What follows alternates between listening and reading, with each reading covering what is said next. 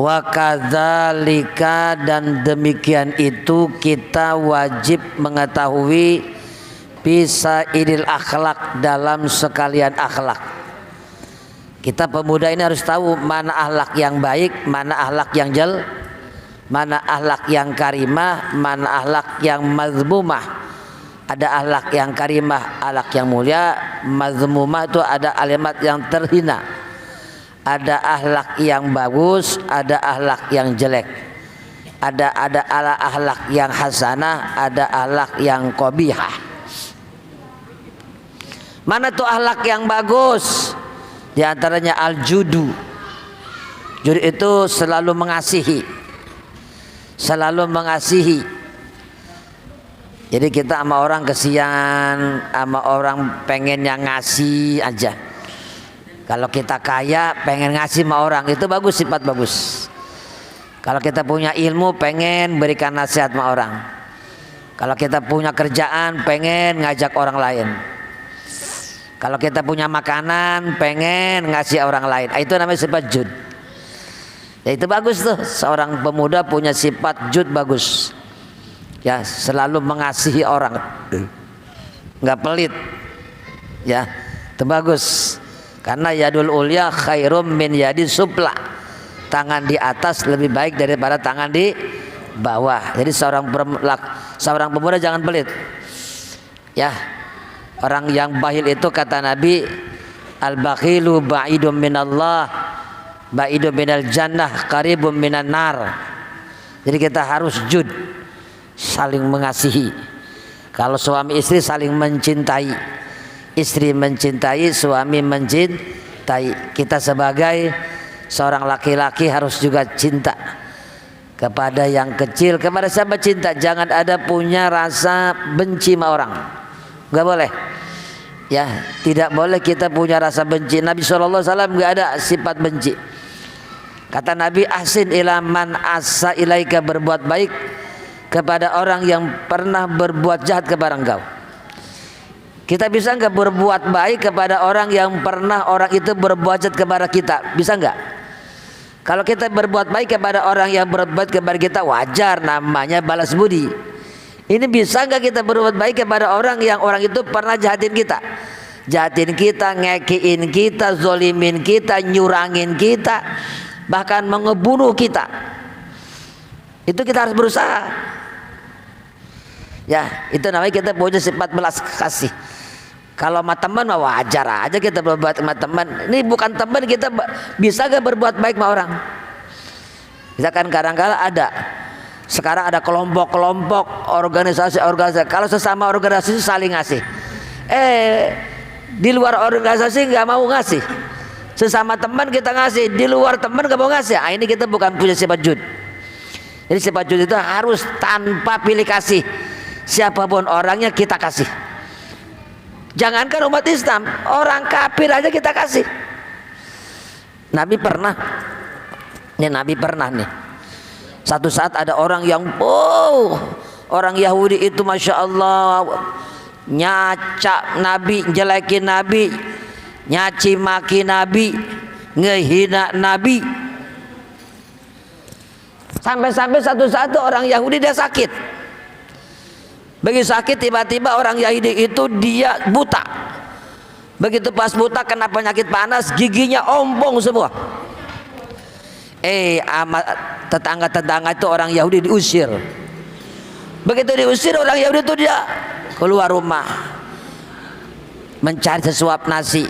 Tidak ada satupun yang mau memberikan kepada dia. Kenapa? Karena orang itu memang udah ketahuan orangnya jahat, orangnya suka jelekin orang, orangnya suka marah-marahin orang, nggak pernah ngasih sama orang. Satu saat Nabi ke pasar. Begitu pas ke pasar tiba-tiba ada seorang yang merintih, berikan aku makan, berikan aku makan, aku tidak makan. Udah lama aku nggak makan, nggak lama aku nggak makan, itu tolong berikan.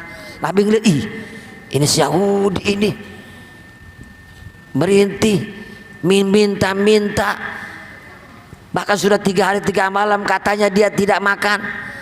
Akhirnya Kata Nabi, ini orang yang pernah nyakitin saya, ini jelekin saya, nyaci maki saya. Dihampiri tuh Nabi. Begitu pas dihampiri, diberikan korma sama Nabi. Begitu pas diberikan korma, kata orang tersebut, tolong aku tidak bisa memakan korma ini karena aku tidak punya gigi, tolong haluskan. Sampai dihaluskan tuh sama Nabi korma itu, langsung disuapin. Setiap sore itu Nabi begitu. Padahal orang itu Masya Allah udah pernah nyakiin Nabi. Ini kita harus punya sifat jud, harus punya kasih sayang sama orang. Ya, apalagi ya kepada saudara, kepada orang aja.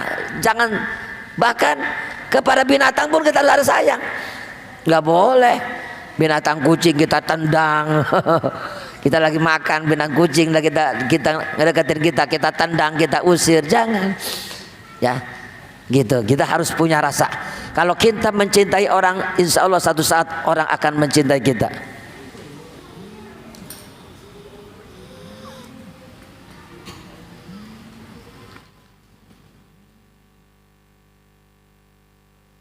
Nah, begitu. Jadi kita punya sifat jud. Yang kedua, ada yang sifat yang jelek, lawannya bukhlun, bakhil, pelit, medit, koret, buntut kasiran, merege hese. Ini nggak boleh kita. Jangan kita punya sifat bakhil. Usahakan kita harus bisa memberi. Ya, fa in kana malun falyatasaddaq bimali. Kalau kita punya harta, berikan dengan harta kita. Fa in kana quwwatun falyatasaddaq bi quwwati. Kalau kita punya kekuatan, berikan kepada orang kekuatan kita. Fa in kana ilmun falyatasaddaq bi ilmi. Kalau kita punya ilmu, berikan dengan ilmu kita. Itu. Jadi jangan bakhil. Pelit itu nggak bakal kaya. Orang pelit itu nggak bakal kaya. Al bakhilu ba'idum minallah, ba'idum minal jannati, qaribum minan nar. Orang bakhil itu jauh dari Allah, jauh dari surga, bahkan dekat ke neraka. Jangan bakhil, jangan pelit. Ya, jangan pelit. Nabi SAW, ya Allah, orangnya tidak pernah pelit. Berikan kasih. Ada orang yang minta kepada kita, ya berikan. Ada orang yang minta-minta. Kalau kasih, kalau punya beri. Kalau enggak, jangan suka ngomong apa-apa. Masih muda minta-minta, masih kuat minta-minta. Nah jangan. Pokoknya kalau kita punya, kasih. Ya. Jadi kita harus ada punya sifat dermawan. Jangan punya sifat bakhil. Ada orang yang minta-minta, baik itu dari masjid, dari musola, dari pesantren, berikan. Apalagi kalau kita lagi jalan, di jalan tersebut, tolonglah, bantulah kami sedang membantu masjid, punya, berikan. Ini insya Allah kamu hidup itu akan mulia kalau nggak pelit. Ya, justru orang kalau pelit itu sempit, pikirannya sempit, ekonominya sempit, rezekinya sempit. Siapa orang yang pelit berarti sama saja melitin diri. Nih, awas deh, hidup jangan pelit. Orang pelit gak bakal kaya. Kalau kamu pengen kaya hati, pengen kaya ilmu, pengen kaya harta, jangan pelit. Bakhil namanya pelit. Ini seorang perempuan, jangan pelit. Ayo, ya kata Nabi, manuki somalun min sodakotin bal yazdad, tidak akan berkurang harta yang kita sodakohkan, bahkan bertambah. Nih, insyaallah jangan pelit. Kita lagi jalan, ada yang minta-minta, coba buka dulu dompet kita, ada nggak? Kasih. Kita lagi naik motor, ada yang minta-minta, berhenti dulu, periksa dompet kita, ada nggak? Kasih. Pasti kita akan bahagia, kita akan kaya hati, kaya ilmu. Tapi kalau kita pelit, semakin naik, semakin rendah, semakin susah. Lihat Abu Bakar Siddiq, Masya Allah, orang dermawan. Kalau ada orang yang minta nggak dikasih, sehingga Abu Bakar Siddiq semakin kaya. Bahkan kalau harta itu diberikan sama kita kepada orang lain, dia akan bertambah. Man jaa bil hasanati falahu asyru amsalha. Siapa orang yang mendatangkan kebaikan, Allah akan berikan 10 lipat ganda. Nih, ini penting ini. Ya, anak-anak pemuda, anak-anak pemudi, nanti kita jangan pelit. Bahkan Ada seseorang begini, dia punya duit cuman 100 ribu aja. Tiba-tiba ada tetangga yang datang ke kita, minta, ya Allah Bu, tolongin saya Bu, anak saya sakit, mau ke rumah sakit, nggak punya duit. Udah ya, kasih. Kata kita mah boro-boro, kita cuma punya 100 ribu aja, kalau dikasih malu nanti saya makan apa. Nah, kadang-kadang kita punya begitu tuh. Jangan, ayo, ya. Bahkan kalau bisa, kita ini harus peduli sama orang, harus peduli sama orang. Masya Allah ya. Jadi kita jangan punya sifat bakhil. Ini hati-hati nih, ya. Hati-hati pemuda-pemuda, jangan sekali-kali kita punya sifat bakhil. Ada orang yang bakhil, punya makanan sendiri aja, tetangga nggak dibagiin. Ya, punya rokok sendiri aja, teman nggak dibagiin. Boleh juga itu. Ya. Ayo, kalau kita punya duit, ajak teman kita bakso, makan bakso bayarin. Ya, makan ke Padang bayarin. Itu. Jangan takut. Orang yang dermawan pasti akan bertambah. Jangan takut kurang. Ya, kadang-kadang kita punya, nanti kalau gua kasih malu nanti gua habis duit gua. Ada orang yang ngomong, lu minta lagi sama gua, kapan ngasihnya? Jangan. Ya, selama kita punya, kasih. Itu punya sifat dermawan, insya Allah kita akan oleh Allah Subhanahu wa Ta'ala akan dirahmati. Jadi sifat bakhil ini awas, hilangkan. Kemudian yang kedua, wal jubnu, orang yang punya sifat takut. Nah, kita nggak boleh takut. Zaman Nabi kita disuruh perang, lihat musuh banyak takut. Naik motor takut tabrakan. Mau ke Lampung takut, naik kapal takut. Kenapa? Takut jatuh. Ya, mau naik kapal takut apa? Takut tenggelam. Naik pesawat takut jatuh. Naik mobil takut tabrakan. Orang punya sifat takut nggak bakal maju.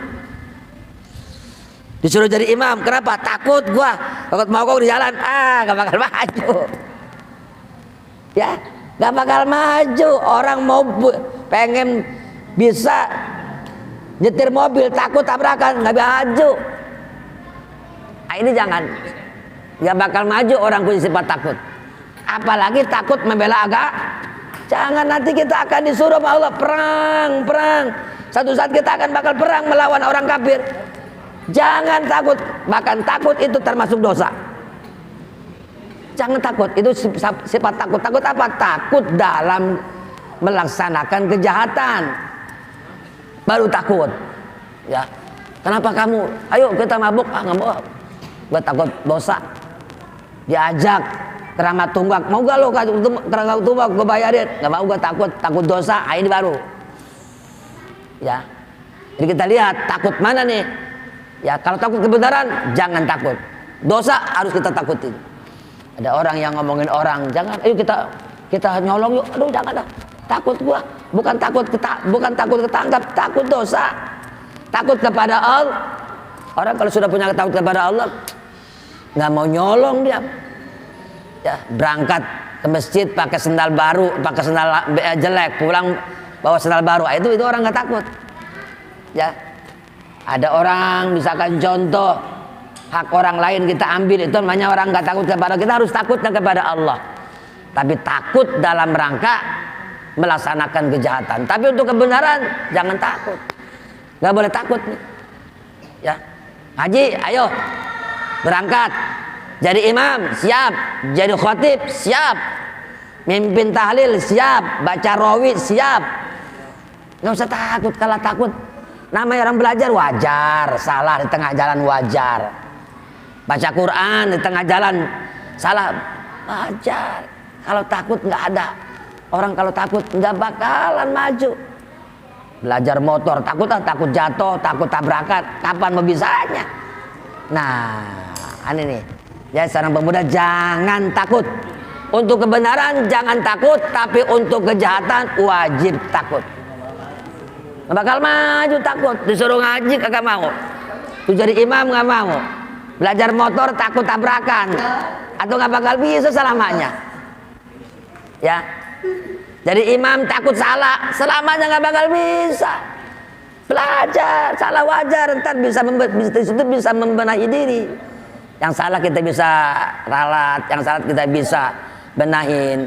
Terus nanti yang salah kita ketahuan, kita bisa betulin, kita bisa perbaiki. Ini sifat. Awas ya. Wal jur'atu harus pemberani. Nih, pemberani. Kita harus berani membela agama Allah. Berani dalam kebenaran, jangan takut. Harus berani, Islam itu harus berani. Berani dalam rangka kebenaran. Dari imam, berani. Diminta tahlil, berani. Suruh baca Quran, berani. Ya, ngajiin di kuburan, berani. Ngaji di kuburan tidak takut. Berani. Takut itu kalau kejahatan, keburukan, kebenaran jangan takut. Ngaji di kuburan takut kuntilanak, takut pocong, takut genderuwo, jangan. Kita harus ya, sifat jur'ah itu harus kita berani dalam kebenaran. Lihat pejuang-pejuang kita zaman dulu, ya, Sudirman, Bung Tomo, Soekarno, membela agama dia tidak takut. Padahal musuh dia pakai senjata api, kita cuma pakai bambu runcing. Tapi demi kebenaran, demi agama, demi Islam, jangan takut. Mati syahid. Itu. Watakabur, sombong. Nah, ini jangan sombong nih. Manusia nggak boleh sombong. Apa tuh sombong, Pak Ustadz? Sombong itu merasa hebat, merasa lebih baik. Dia sama gua bagusan gua, itu namanya sombong. Dia sama gua masih bagusan dua. Setan kenapa disebut sombong? Karena kata setan, anak khairum minhu, saya lebih bagus dari Adam. Itu orang sombong itu merasa lebih bagus dari orang lain, itu namanya sombong. Dia mah nggak seberapa, ilmunya masih hebatan gua, sombong. Dia mah nggak seberapa, hartanya masih banyakan gua, sombong. Dia mah nggak seberapa, cantiknya masih cantingan gua, sombong. Dia mah nggak seberapa, gantengnya masih gantengan gua. Dia mah seberapa, motornya masih bagusan gua motornya. Itu namanya sombong. Dia mah uangnya nggak seberapa, masih banyakan gua uangnya. Itu namanya sombong. Sombong itu merasa lebih bagus dari orang lah. Sombong. Nggak boleh kita sombong orang. Ya, kata Nabi, la yadkhulul jannata man kana fi qalbihi kibrun. Tidak akan masuk surga orang yang di dalam hatinya punya rasa setan.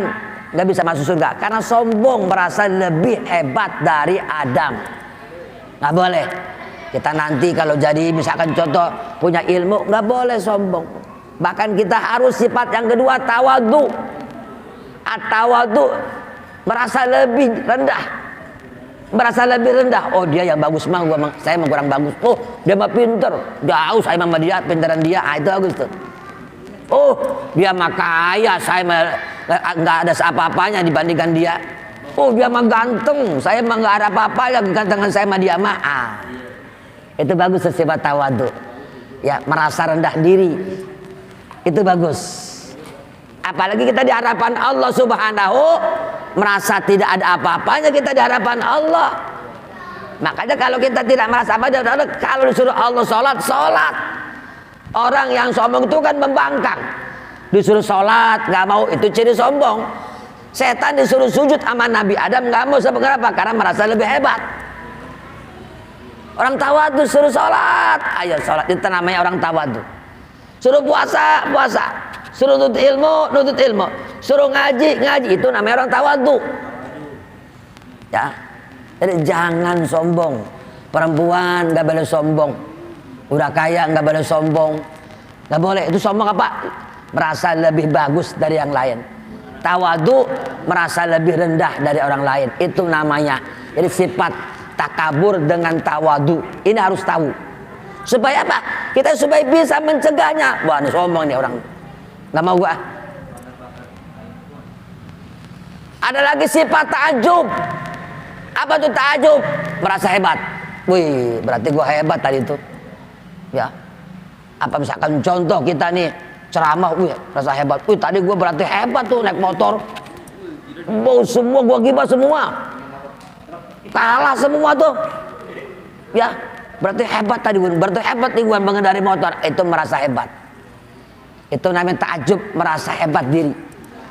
Ya, merasa hebat diri. Kita nggak boleh hebat diri, semua punya Allah. Punya Allah. Wah, berarti gua nih hebat nih. Gua yang paling ganteng, gua paling pintar, merasa hebat. Wih, berarti nih hebat nih saya nih. Itu nggak boleh. Kita nggak boleh merasa hebat. Semuanya punya Allah. Kita harus bersyukur bahwa kita diberi Allah Subhanahu. Nih pemuda, nggak boleh merasa hebat.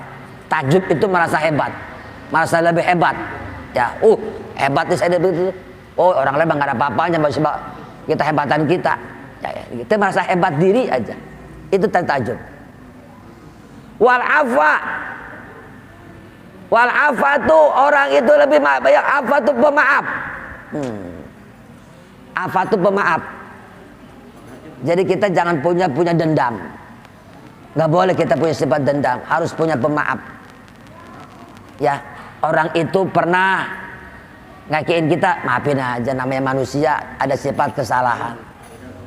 Ya, jadi kita kalau kita punya pemaaf, nggak ada dendam bentarnya. Nggak ada, justru kalau kita punya rasa kesal sama orang, punya rasa kayak gimana orang, karena apa? Karena kita tidak memaafkan orang. Memaafkannya jangan sekedar ngomong, tapi di dalam hati. Bahkan kalau bisa wal afina aninas, orang itu sebelum minta maaf kita sudah maafin. Nah, ini bagus. Ya. Nah, ini pemuda harus punya sifat pemaaf. Misalkan contoh temennya nonjok, udah maafin. Kalau kita nggak maafin, entar lo, gua balas tuh. Entar lo, gua balas nih. Orang kalau nggak punya sifat pemaaf pasti kan membalas. Nggak boleh. Ya, kita punya pemaaf. Ya, nggak boleh jahat dibalas dengan jahat. Jadi jahat dibalas dengan baik. Nabi sallallahu alaihi wasallam, ya Allah, ada orang pernah, Nabi selalu kalau berangkat ke masjid, pulang dari masjid selalu diludahi. Berangkat ke masjid diludahi. Berangkat dari masjid diludahi. Kata Nabi, Allah mahdi qaumi wa hum la ya'lamun. Mudah-mudahan ya Allah berikan tuh hidayah kepada dia tidak tahu. Mungkin barangkali dia tahu bahwa nuludahin orang itu dosa. Kalau dia tahu pasti nggak mau. Itu Nabi begitu tuh, malah ngedoain. Nabi SAW datang ke Thaif, begitu pas ke Thaif langsung Nabi disambut dengan batu, disambut dengan cacian makian. Nabi tidak marah. Nabi memaafkan. Allah mahdi qaumi wa hum la ya'lamun. Ya Allah berikan hidayah kepada mereka tidak tahu. Kalau mereka tahu bahwa itu mencaci maki itu jelek, mencaci maki itu dosa, pasti tidak melaksanakannya. Akhirnya oleh Nabi didoain. Jadi kalau ada orang yang salah doain. Begitu pas kita berangkat bawa sendal yang bagus pulang hilang, innalillahi wa inna ilaihi. Bangsat babi, gua sumpahin biar ketabrak becak tuh yang mengambil sendal gua, baru beli gua mahal-mahal. Ya, itu namanya marah-marah. Kita nggak boleh begitu. Innalillahi wa inna ilaihi. Kalau memang ini sendal saya ada yang maling, mudah-mudahan sama dia dipakai, mudah-mudahan manfaat. Saya ridho, ikhlas. Jadiin aja, mungkin mereka itu butuh. Nggak mungkin dia maling sendal kalau nggak butuh. Udah saya maafin aja ya Allah. Udah gampang, saya punya beli lagi. Ah, ini. Itu hebat tuh begitu. Hilang motor, innalillahi wa inna ilaihi rajiun. Udah. Wah, hilang motor ketemu, langsung digebugin, dibakar. Ah, ini namanya tidak pemaaf. Ya. Ada seorang ulama datang, itu masuk maling masuk ke rumahnya. Begitu pas masuk maling ke rumahnya, apa? Ngambil duitnya. Begitu pas ngambil duit ketahuan. Begitu pas ketahuan langsung ditangkap sama kiai. Apa itu kata kiai? Kamu kenapa maling? Emang sebabnya kenapa maling? Ya Allah Pak, anak saya udah 3 hari 3 malam belum makan. Istri saya mau melahirkan, nggak punya duit. Oh, kata kiai, berapa kamu? Istri kamu biaya lahirin berapa duit? Ya zaman sekarang mas 1.400.000 lah. Kemudian anak kamu nggak makan berapa hari? 3 hari, dikasih tuh 1.500.000. Nih, ya Kamu bawa ini 1.400.000 buat ngelahirin istri kamu. Ini yang 100.000 buat makan anak kamu. Udah pulang. Bu. Kalau kita ada maling ketangkap di rumah kita, kira-kira digebukin nggak? Digebukin sama kita, Pak. Ayo, punya sifat pemaaf. Ya, jangan langsung kita naik vital. Kita tanya dulu, kenapa kamu sampai maling nih? Apa sebabnya? Aduh, saya kehilapan Pak Haji. Saya udah putus asa, kemana-kemana kesini nggak punya duit, cari duit susah, akhirnya saya terpaksa. Nah, akhirnya kita maafin dia, gua maafin lo, ntar lain kali jangan. Kalau sama gua ntar lain kali lu minta aja, ntar gua kasih. Subhanallah. Kira-kira ada gak tuh begitu tuh? Nah, ya itu namanya sifat pemaaf. Yang kedua, yang seharusnya kita harus tahu juga sifat al-israf, berlebihan. Gak boleh kita harus bersifat berlebihan, melampaui batas. Gak boleh makan kebanyakan, gak boleh minum kebanyakan, gak boleh. Kata Nabi, khairul umur ausatuha, sebaik-baik perkara setengah-setengah. Itu jadi gak boleh kita melampaui batas. Makan sampai kenyang, udah kenyang nambah lagi, akhirnya gak bisa berjalan, engap. Itu namanya melampaui batas. Minum, ngomong juga gak boleh kita melampaui batas. Omongan yang tidak patut kita omongin, itu namanya melampaui batas. Kelakuan kita juga nggak boleh melampaui batas. Kalau bercanda sama temen juga nggak boleh melampaui batas. Nggak boleh. Naik motor melampaui batas, knalpot dibuka, jalan sepi, bung. Nah, itu namanya melampaui nggak boleh. Ya, kita nggak boleh melampaui batas. Semuanya kata Nabi, khairul umur ausatuha, sebaik-baik perkara itu pertengahan. Ya, lebih jangan, kurang juga jangan. Ayo, jangan melampaui batas. Seperti contoh, kita main hadroh melampaui batas sampai jam 1, ngeganggu orang tidur, nggak boleh. Ngaji juga melampaui batas, apalagi anak-anak muda. Kadang-kadang ngobrol, di gang ngobrolnya suaranya keras, ngeganggu orang tidur, itu namanya melampaui pikir. Ini udah jam berapa nih kita nih ngobrol? Udah jam 11, waktunya tidur. Boleh ngobrol, kita jangan sampai keras. Bisik-bisik aja ngobrol. Boleh ngobrol bisik-bisik aja, jangan sampai ngeganggu tetangga yang lagi jangankan ngobrol, baca Quran aja kita. Zikir malam nggak boleh kita keras.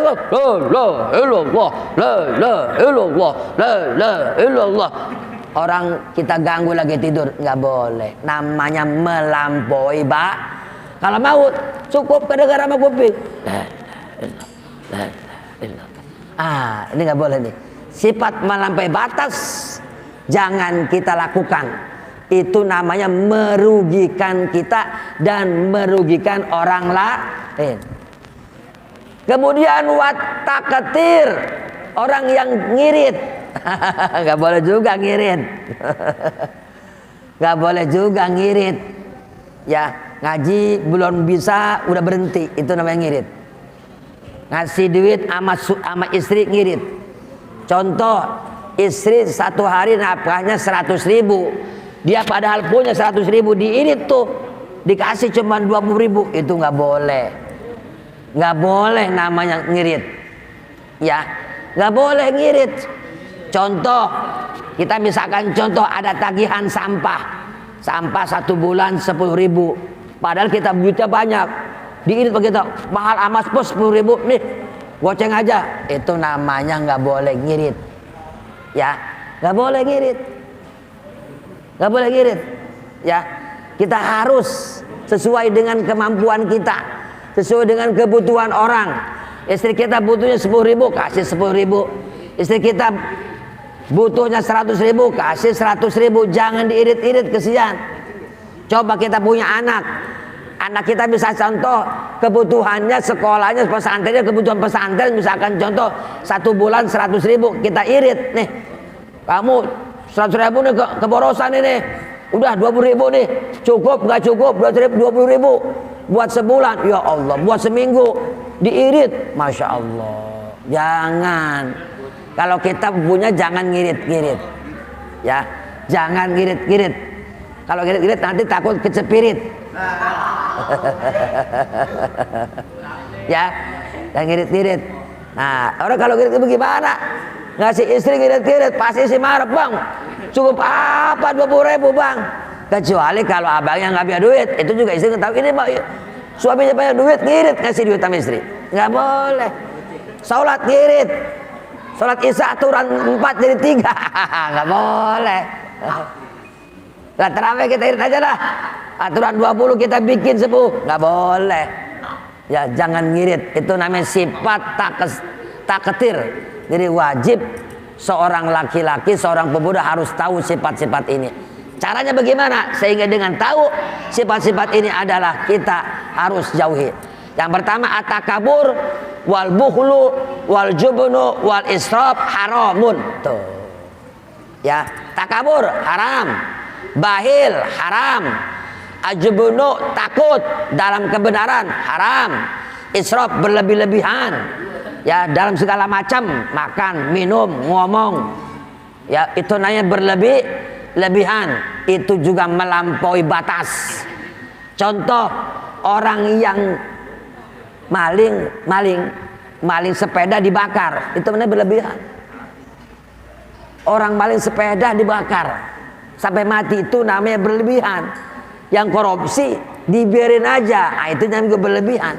Yang korupsi dibiarin, yang maling ayam dibakar, itu namanya berlebihan, haram hukumnya. Jadi nggak boleh. Ya itu harus punya sifat.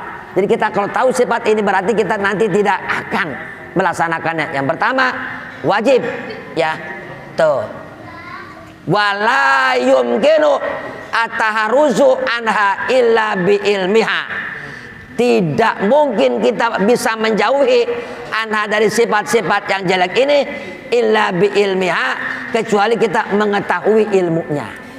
Jadi kalau kita tahu bahwa takabur itu tidak boleh, berarti kita tidak laksanakan. Kalau kita tahu bahwa buhul itu haram, kita tidak laksanakan. Kalau kita nggak tahu, dianggapnya takabur boleh, akhirnya kita laksanakan. Dianggapnya bahil boleh, akhirnya kita bahil. Nah, harus tahu. Jadi kita harus tahu ilmu. Takabur haram, bahil haram, jubnu haram, israf berlebihan haram, wala yumkinu ataharuzu anha illa bi ilmiha. Tidak mungkin kita keluar dari sifat-sifat, menjauhi sifat-sifat yang jelek kecuali kita tahu sifat-sifat tersebut. Wa ilma ma yudaduha, dan ilmu-ilmu yang bisa kita lawan itu. Jadi kita lawan. Kalau takabur kita lawan dengan tadoru, dengan tawadu. Kalau bahil kita lawan dengan jud. Kalau pengecut kita lawan dengan pemberani. Kalau kita melampaui batas kita lawan dengan pemaaf. Tuh, itu kita harus tahu. Fayuftaradu ala kulli insanin ilmuha, maka diwajibkan, diperdukan atas tiap-tiap manusia ilmuha, mengetahui sifat-sifat tersebut. Harus tahu manusia sifat yang bagus, sifat yang jelek. Kalau yang bagus berarti kita nanti bisa melaksanakannya. Kalau tahu ini sifat jelek berarti kita bisa menjauhinya. Harus tahu mana ini sifat bagus ini. Bahil bagus enggak? Oh jelek ini. Kita wajib menjauhinya.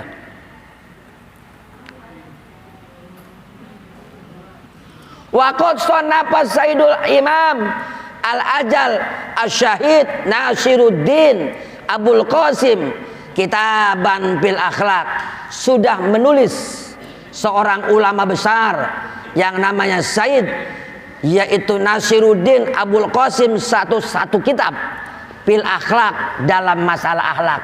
Wa ni'ma ma su'ina, dan sebaik-baik yang dia karang. Fatajibu wa yajibu ala kulli muslimin hibduha, wajib atas tiap-tiap muslim hibduha, memelihara. Memelihara apa? Memelihara akhlak-akhlak yang bagus.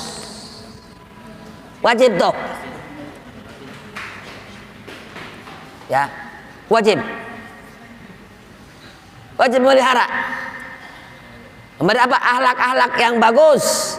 Wajib kita tahu alak-alak yang jelek.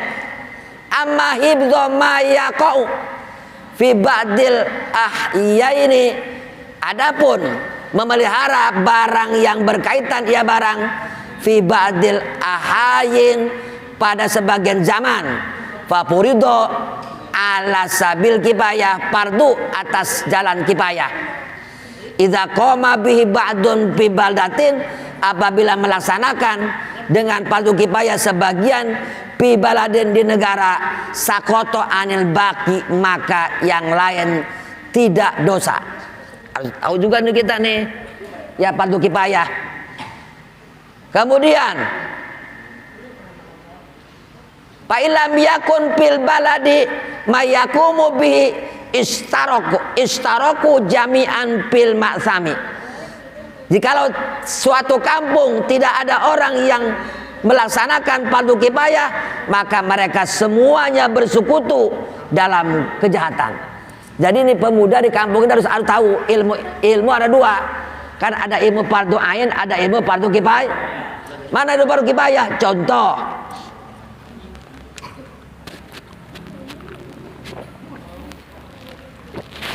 di kampung ini nggak ada yang tahu tata cara sholat mayit. Di kampung ini nggak ada yang tahu tata cara memandikan mayit. Di kampung ini nggak ada yang tahu tata cara ngubur mayit. Maka kampung itu dosa. Ada yang mati kagak dipandiin, kagak disolatin, kagak dikubur, dosa. Dosa. Tapi kalau di kampung ini ada yang mati kemudian dimandiin, dikapani, disolati, dikubur, nggak dosa. Bagaimana Pak Ustadz? Kalau kira-kira di kampung ini nggak ada yang tahu, nggak ada yang bisa, wajib satu orang kita utus ke pesantren, satu orang kita utus ke ustadz, atau wajib kita datangkan ustadz ke kampung ini untuk mengajarkan fardu kifayah. Paham gak tuh? Untuk kampung ada yang meninggal, begitu pas ada yang meninggal nggak ada yang mandiin, nggak ada yang nyolatin, nggak ada yang ngapani, nggak ada yang ngubur, dosa. Maka pemerintah wajib, pengurus kampung itu, lurah, RW, RT wajib ya mendatangkan ustadz dari luar untuk ngajarin tata cara memandikan mayit, supaya nanti ada yang mati jangan sampai kagak supaya ada yang mati jangan sampai kagak dimandi. Tuh. Wajib itu. Karena fardu kifayah. Ya, hati-hati tuh. Makanya pemuda-pemuda kalau bisa nanti belajar cara mandiin mayit. Pemuda-muda harus belajar tata cara nanti nyolatin mayit. Jangan sampai di sini meninggal nggak ada yang mandiin, ambil dari kampung yang jauh. Berarti di sini nanti besok harus ada orang yang bisa. Kalau enggak, dia harus kita utus kemana atau datangin kiai supaya dia mempelajari, ngajarin, itu wajib. Ya, hati itu fardu. Ya. Wajibu alal imami ayyamurahum bidzalik, maka wajib atas imam, pemimpin dari mulai tingkat lurah, RW, RT, ayyamurahum, menyuruh mereka bidzalika, dengan ilmu itu. Wajib mengajarkan ya. Pemerintah misalkan contoh ambil kiai dari luar, suruh ngajarin tata cara ilmu tentang wajib kifayah. Kalau enggak, suruh dia keluar ke pesantren dulu. Kenapa? Biar kampung ini nanti jangan sampai dosa. Tuh, ya, hati-hati tuh. Ini tentang ilmu.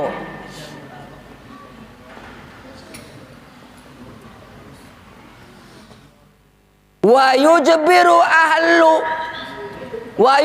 ahlul balad ala dalika, dan wajib dipaksa ahli balad, negara, Penduduk-penduduk itu ala dalika, atas itu mengetahui fardu kifayah. Wajib dipaksa. Nggak boleh nggak. Besok kalian ini harus ada yang belajar tentang ilmu fardu kifayah. Biar jangan dosa lagi. Kemarin ada yang meninggal, masa nggak dipandiin? Dosa kemarin kita. Wajib itu pemerintah memaksanya untuk mempelajari ilmu kifayah, fardu kifayah, supaya jangan dosa. Tuh. Sampai sini dulu ya. Wallahu a'lam bishawab. Ada yang nanya silakan, Neng. Silakan. Ada yang nanya?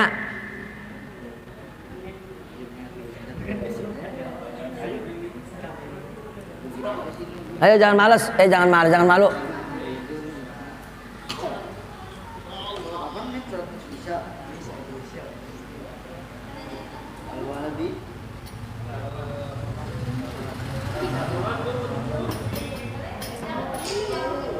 Ayo Neng.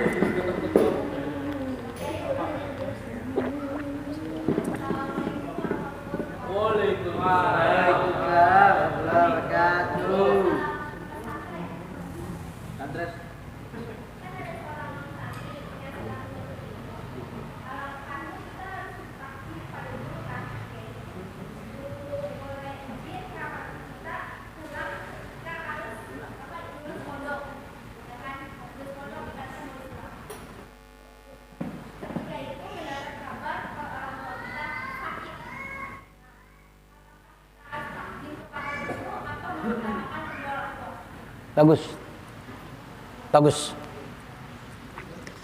Kalau kita lagi pesantren, tiba-tiba orang tua kita meninggal.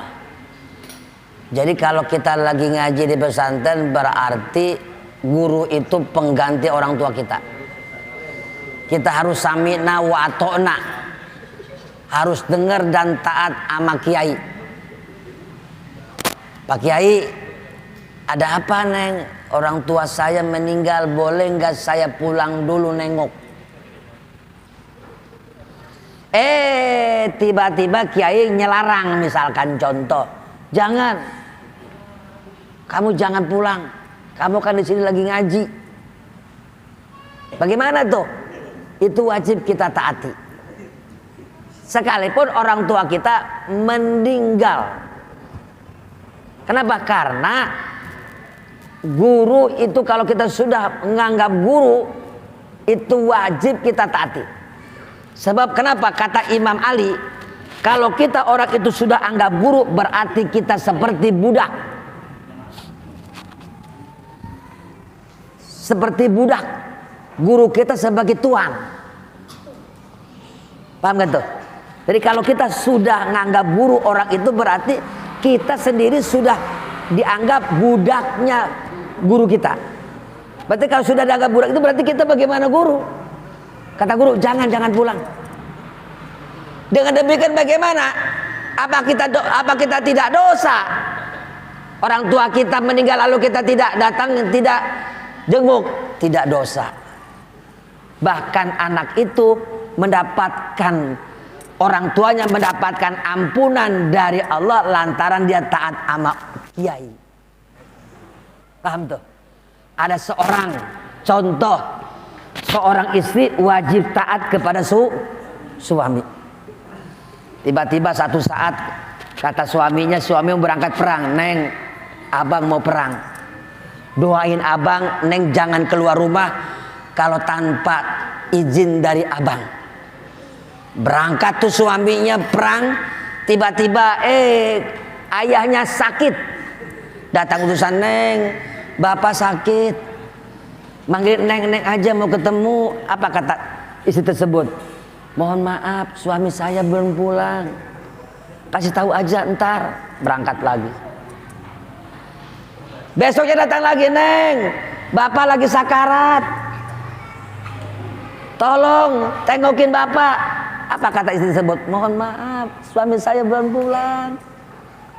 Pengen sih pengen, tapi bagaimana saya ini sebagai istri masih taat sama suami. Akhirnya pulang lagi tuh utusan. Besoknya lagi datang lagi, Neng, bapak Neng udah meninggal. Innalillahi wa inna ilaihi raji'un. Tengok, istri suami saya belum pulang. Dia nangis. Pulang lagi. Akhirnya dilaporkan kepada Rasulullah, apakah benar ada seorang istri sampai-sampai bapaknya sakit tidak ditengok, bapaknya sakarat tidak ditengok, sampai bapaknya meninggal tidak disengok lantaran alasannya suaminya belum pulang.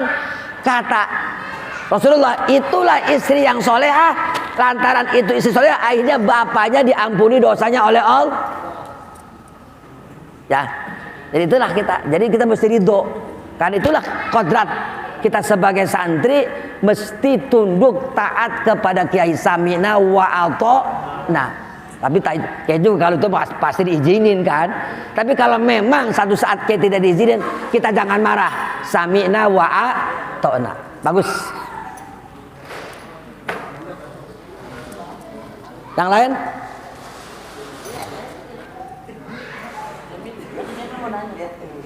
Ayo jangan males dong, jangan takut malah. Tadi kan jangan takut, harus berani nanya. Ya. Malu bertanya sesat di jalan. Ya. Gimana? Cukup ya? Wallahu a'lam bissawab. Ayo kita doa. Allahumma shalli ala sayyidina Muhammadin fil awwalin wal akhirin.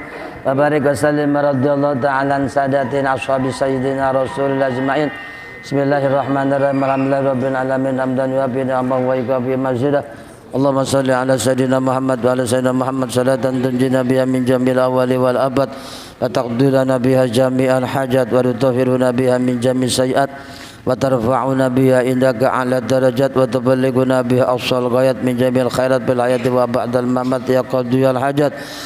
Allahumma anfa'na bima 'allamtana wa 'allimna ma yanfa'una wazidna ilman nafi'a. Alhamdulillah ala kulli hal wa na'udzu billahi min ahwali ahlina. Rabbana ya Allah hab lana min azwajina wa dhurriyyatina qurrata a'yunin waj'alna lil muttaqina imama. Rabbi ja'alna muqimas shalah wa min dhurriyyatina. Allahumma ja'alna auladana min ahli ilmi wa ahli khair wa la taj'al wa iyyahum min ahli syarri wa ahli dhari innaka ala kulli syai'in qadir. Rabbana atina fid dunya hasanah wa fil akhirati hasanah wa qina adzabannar. Wa sallallahu ala sayyidina Muhammad subhana rabbika rabbil izzati amma yasifun. Salamun alal mursalin walhamdulillahi rabbil alamin. Kurang lebih mohon maaf. Assalamualaikum warahmatullahi wabarakatuh.